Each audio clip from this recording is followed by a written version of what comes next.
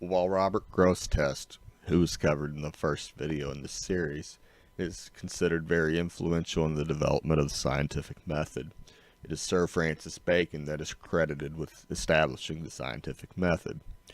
Bacon was a devout Anglican. There are some who've come to the view that he was gay, despite that he eventually got married to a younger woman and clearly desired her.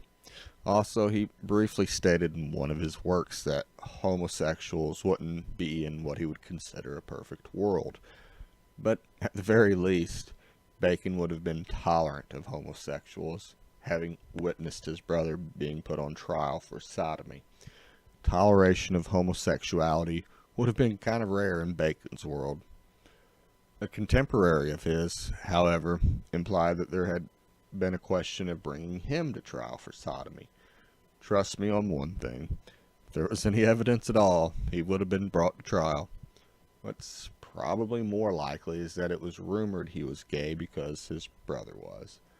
Bacon was buried at St. Michael's Church in St. Albans, so it's clear that he was accepted as a Christian. He wouldn't have been buried there otherwise. So, in all likelihood, he was probably like most nerds, bad at talking to women. But ultimately, who knows? I bring this up because we should be accurate to history, especially given that the morals of our society are much different than that of Bacon's world. In Bacon's world, homosexuality was a crime. Because he seems to have been accepted by the church as a Christian, despite accusations of homosexuality, and in a time when there was much less toleration for homosexuality, I've chosen to include him on this list. Given the wide availability of the printing press by this time, the works of Bacon are numerous. A passage taken from Novum Organum, which means the new method, and from Valerius Terminus, which means on the interpretation of nature, are of particular interest.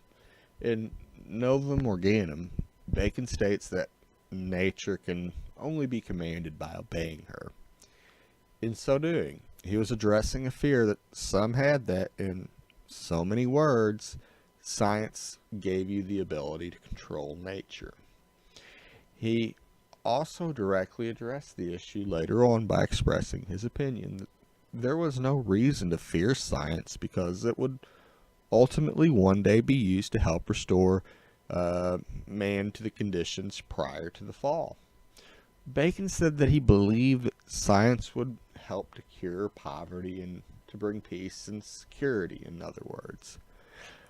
Bacon also believed that science was the fulfillment of a biblical prophecy.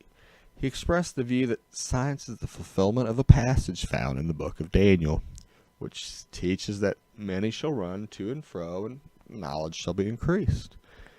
In fact, Bacon even translated the word knowledge as science when quoting from this verse in a particular passage in Valerius Terminus. He states that all knowledge appeareth to be a plant of God's own planting, so it may seem the spreading and flourishing, or at least the bearing and fructifying of this plant, by providence of God, nay, not only by general providence, but by a special prophecy, was appointed to this autumn of the world.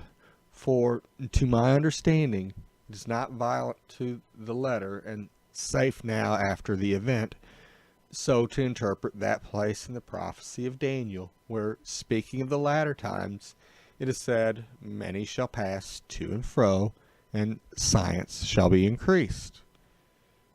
As if the opening of the world by navigation and commerce and further discovery of knowledge should meet in one time or age. Now, remember, this is the very same person that is credited with establishing the scientific method. So, I just want to point out how Christian his views were when considering science. If you like learning about history and theology while staying updated on important world events, please show your support by subscribing.